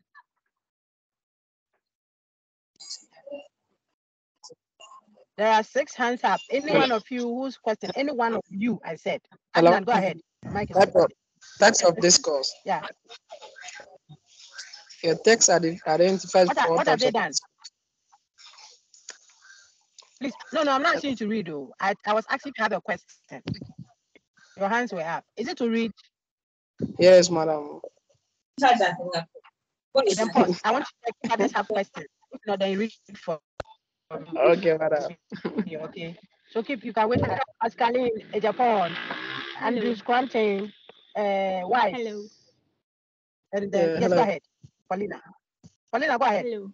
Your question. Please, my question is, does it mean a broad definition is at the same time vague? No, please. When it's broad, it's determinate, it's clear. Okay, I said a dog. A dog is a 4-legged animal, an animal that has 4 legs. That is not vague. You see, it's clear. You know, vague means it is not clear what you are even saying. You don't even know what you are saying because it can be several other things. Okay, so it's general. That is what vagueness is. But broad means we know what you are saying, except that one that you are saying, which we know very well, will bring in members that shouldn't be there. So if I say a dog is 4-legged, it means that goats are dogs and elephants too, and so on and so forth. That's the difference. Good question. Thank you. Good. Let's go quickly now to. That was Paulina. Thank you, Paulina. Let's take Pascaline in Japan. If your question is still there, I want to take. Now. Go ahead. Don't worry. It's almost time. When I end, I'll pick the call. I don't think anyone is done. Let's go. All right. If that is fine, then I will take the last read. At least let's set off with the topic 3. I want you to feel confident when you are reading with the background I'll give. Okay. Then if there is still need to address something, we can. Mawan Adnan, I think it's good to go now. Let's read.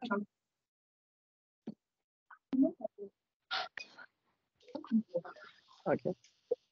Okay. Unit 3. Types of. Go ahead, sir. Types of discourse. Yeah, types of discourse. The text identifies 4 types of discourse. That's a collection of expression, not a single expression, as we have seen so far passages. And 1 is argument, 2 narration, instruction, and rhetorical polemic. Yeah. Right. So these ones are the ones that you can easily learn without any stress. Okay. I want everyone to keep quiet, give Adnan the respect, let him read. Now you see that so far we have been dealing with linguistic expression carry a complete thought that in some cases has a truth value. That is what a statement is. A statement has a truth value. It's a sentence, but it has a truth value. Okay. But in this unit, we are going to deal with discourse. Discourse means a collection of statements. When we are dealing with discourses, it's a collection of statements we have in mind, not just one.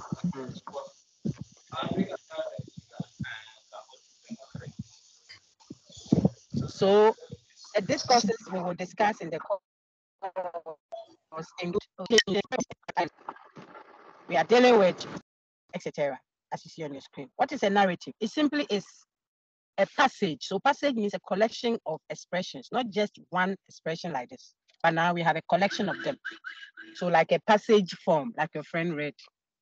But that passage is only showing you how we got something done or how to do something. That is narrative. A narrative.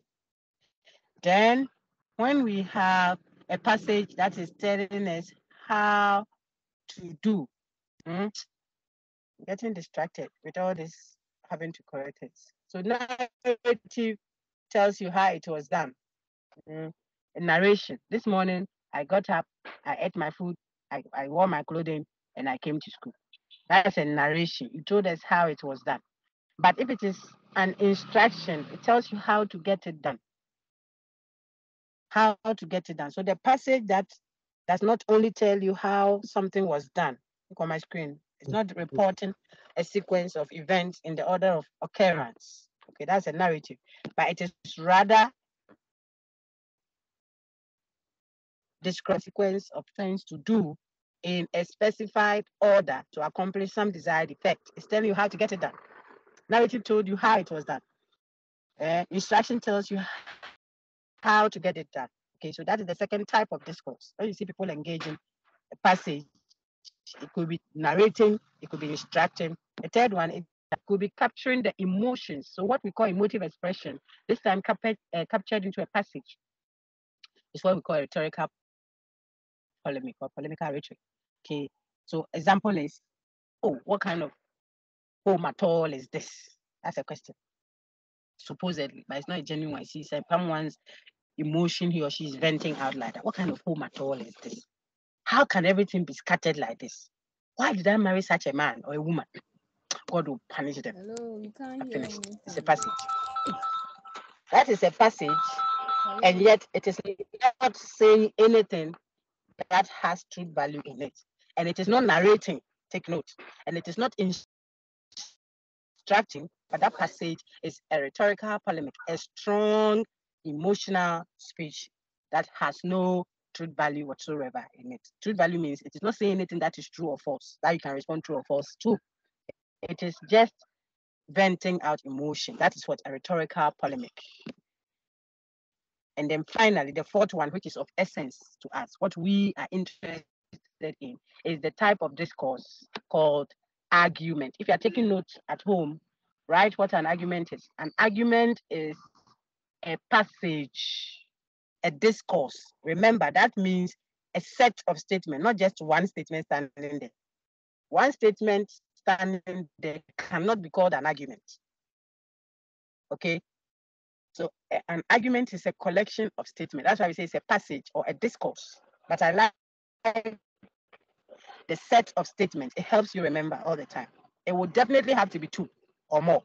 Two meaning one will be the conclusion, the other one will be the premise. But you can't have one statement standing there. It says an argument. No. So an argument is a collection of statements, a set of them, where only one is a single conclusion. Take note of the words conclusion being made as a result of the premises you support that claim. You have an argument means you have a set of statements, only one of which is the conclusion. The conclusion is what you really want to say. The rest being what? The premises or evidence or reasons. Same word, okay? Premises, evidence, reasons are the ground on which you are saying what you are saying, the conclusion or the claim, okay? So an argument is a set of statements whose conclusion, there will always be only one conclusion. Even if you do a sub, you will ultimately come to one conclusion. There's only one thing you want to say ultimately. But you build reasons, evidence, grounds, justification, premises, all of them are referring to the same thing in order to ground the claim that you want to make. So if you have such a connection, an inferential relationship between the claim you are making and the premises you are using to support that claim, then we say you are arguing. So on my screen, Adnan, please read what you see for argument. Let me take water. Go ahead, sir. Argument, a passage that contains a single conclusion that is presented as a logical consequences of reasons. Yeah. Very good. So premises are offered, yes, so premises are offered to support the claim being made. So we have terms that indicate a conclusion. I've told you there is always only one conclusion in every argument. So suppose I said, anytime it rains, the grounds get wet. It has just rained, so the ground will be wet. Anytime it rains, the grounds get wet. It has just rained, so the ground will be wet. The person is arguing. This argument is not exchange of words or throwing blows at each other. No. This is what argument is technically, theoretically. When we are doing logic and we say the person has argued, it means the person has made a claim and supported it with what?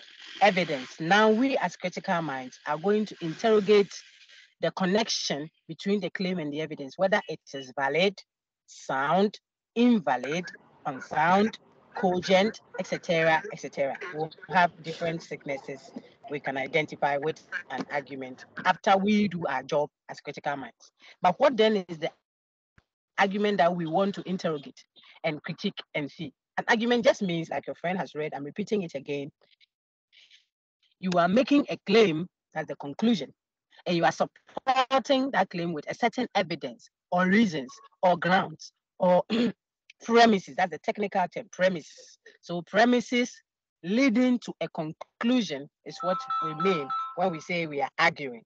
Now my point is, because there is only one conclusion in every argument, you can quickly detect the conclusion by looking at indicator words that prompt that this could possibly be the conclusion. Okay, so words like thus, hence, therefore, so, as a result, etc., etc. These indicate what? Conclusion.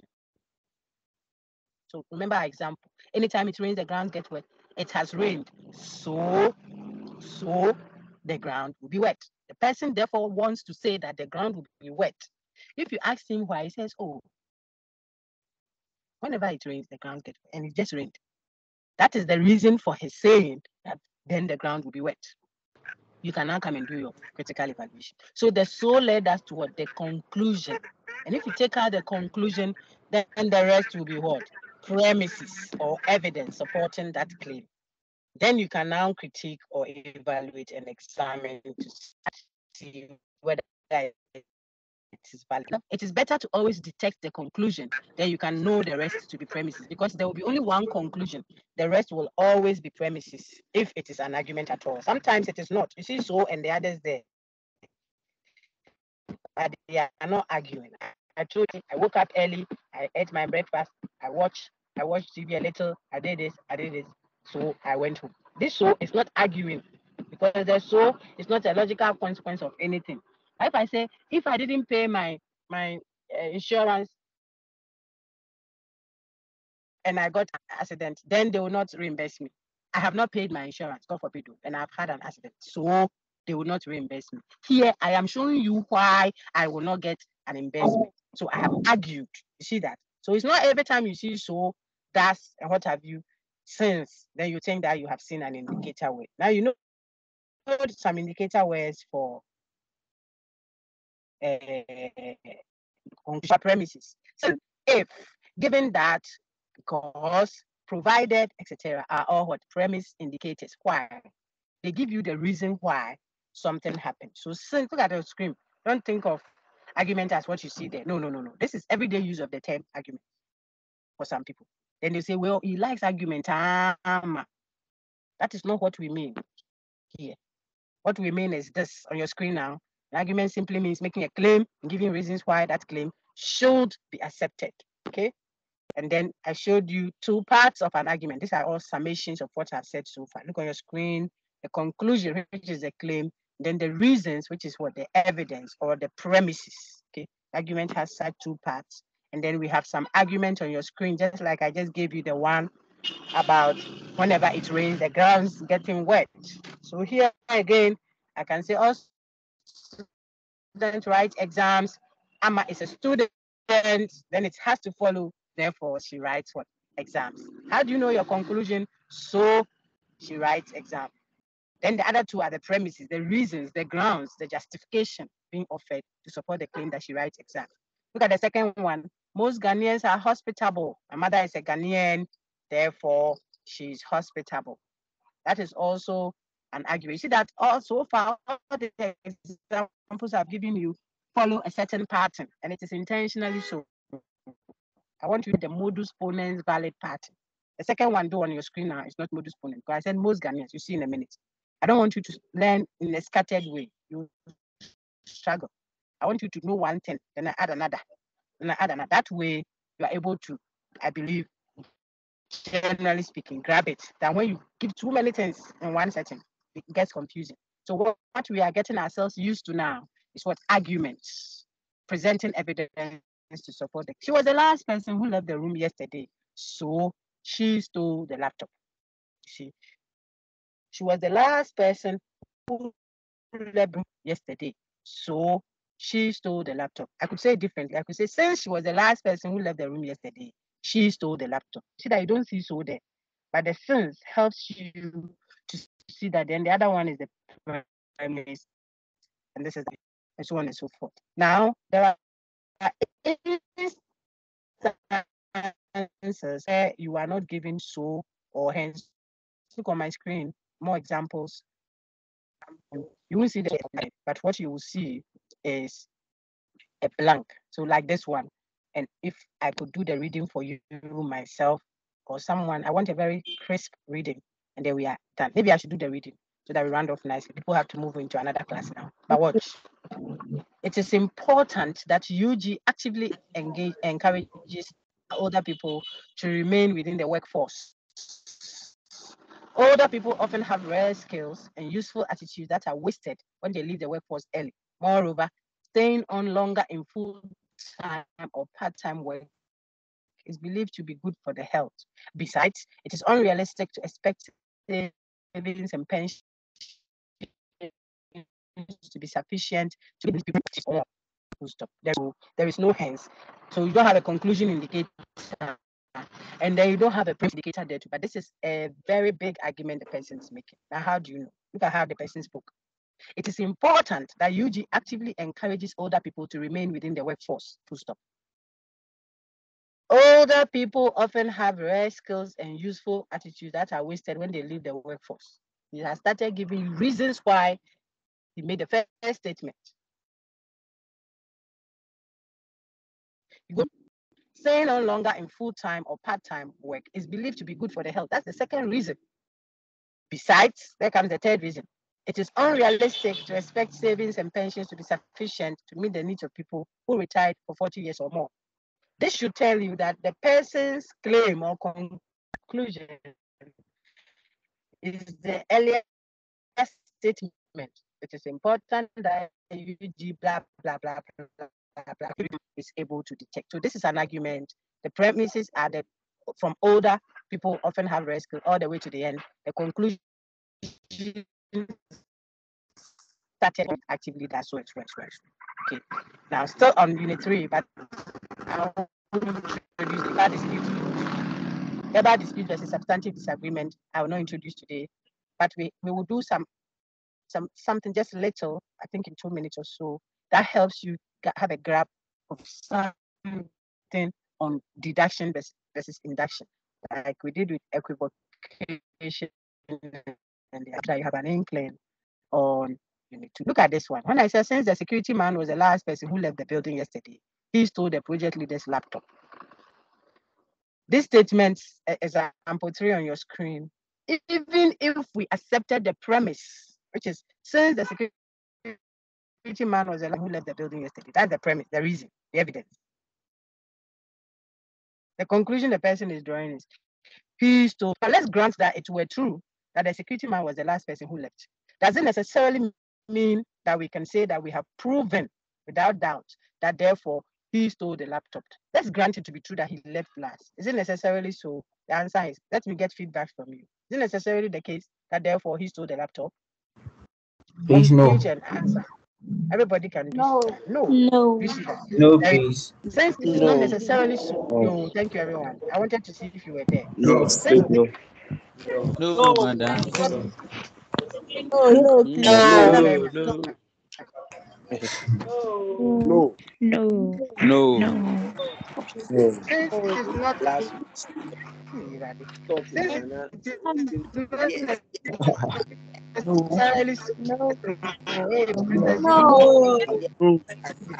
Please, doesn't mean Since it's it not is guaranteed. not No, necessarily true, even when we accepted, I should.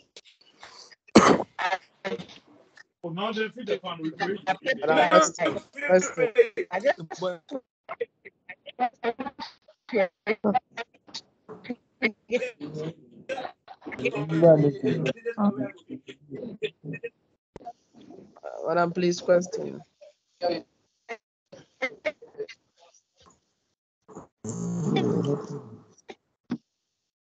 Let's check. Really cool. I'm going to open the door. Let me mute you. I'm sure. Hello. Madam, please question. The next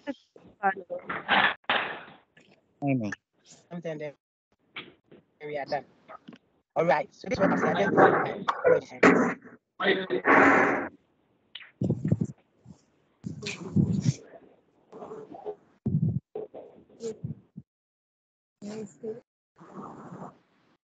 Hey, it's for us to reject the conclusion. Even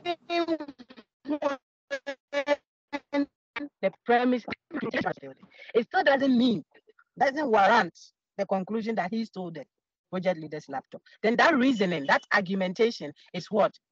Inductive, INDUCTIV. It is induced. You are forcing the conclusion out of the premises. You are forcing it, like some sisters force themselves on some brothers. That's the point. It's induced, inductive reasoning. It means we can reject your premise even where the conclusion is as taken to be true. So if I say 2 out of the 10 sisters in the class are first class students, 2 out of 10. Then I tell you, Ajo is a student from the class, a female student. Therefore, she's a first class student. It can be true that 2 out of 10 in the class are all first class students. And it is true that Ajo is in the class, but that doesn't necessarily mean, from the premises given, the evidence given, doesn't mean necessarily that Ajo too has a first class. You understand that? It's because the reasoning is induced. The premises does not completely 100% ground the conclusion that is being drawn. So we can accept the premises as true, and we will not be required necessarily to accept the conclusion also as false. Okay, that is inductive argument, inductive argument. However, we can have deductive arguments, and those are the ones that most of my examples pointed to. Let me show you. So look on my screen now. Example 1 is the one I'm calling a deductive argument. You deduce, so all students write exams Amma is a student. Therefore, she writes exams. If you were to assume that all students write exams, I say if you were to assume, so yeah, fan say, if we were taking it to be true that all students write exams. The point is not all students write exams. Some don't. Some just do a defense, and so on. That's why. So it may not even necessarily be actually true, factually speaking. But if it were true that all students write exams, that's one, premise one. And two, if it were true that Amma is a student, Amma could be a help there. Amma could be someone serving. Amma could be a lecturer. Amma could be this, cleaner. Amma could be this, etc., etc. So that is the fact of it.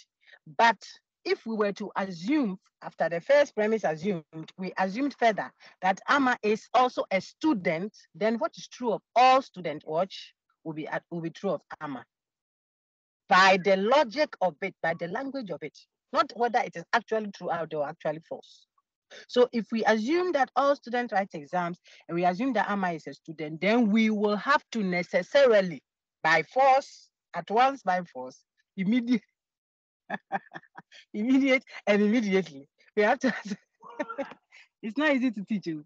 We have to accept then that she writes exams as well. Amma writes exams. This reasoning is deductive. So when we say inductive reasoning or deductive reasoning, we are only looking at relation, the relation between premises and conclusions in each case. In the case of deductive reasoning, the premises are the mother and the conclusion is the baby inside the mother. So the mother is pregnant. The mother premise is pregnant with a conclusion. And if you call the mother to come into your room, she will come along with the conclusion. The conclusion is already a part of what? The premise. That is deduction. D for Daniel Daction. Deduction, deduction, okay? But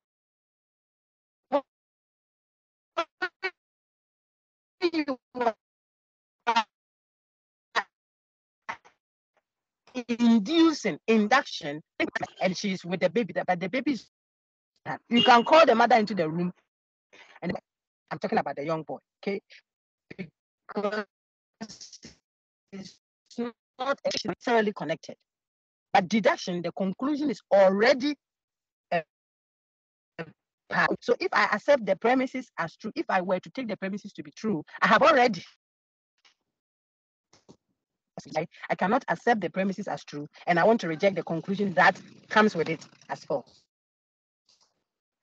A contradiction. So I just got you introduced to, and then the main types. There are two main types of arguments: deductive arguments and inductive arguments.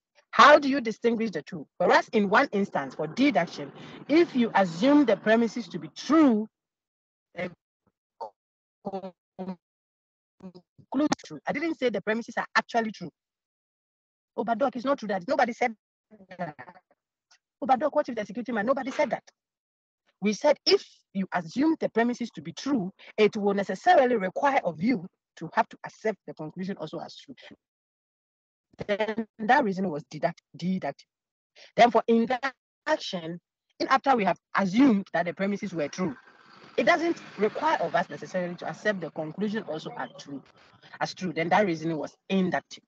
And so you see that example one on our screen, which our boss will read and will end for the day. So you see how we are learning.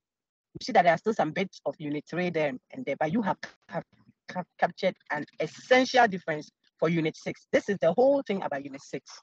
Then you will now take the types of deduction, which you can be learning ahead if you want to. Okay, but for now, we saw it when we introduced argument, then immediately we showed you the types, like the way some people. So by the time we start doing our stew, we'll have our ingredients all prepared. Okay, so boss, read the two, and let me show you why the first one on your screen is deduction. The second one is induction. Then we are so done. And I gave you into SWOT time, Kaka. It's recorded for those who had to leave. We'll pull it out and share. So I read the two and let me end. I have to rest. Is my boss there? If it's I disabled everyone. I've disabled everyone. Now I want someone to Now that you have disabled everybody, you want someone to read. Read your thing. That's what I want to say. Most Ghanaians are hospitable. Who is reading for me? Therefore, she is the hospital. Oh, let me.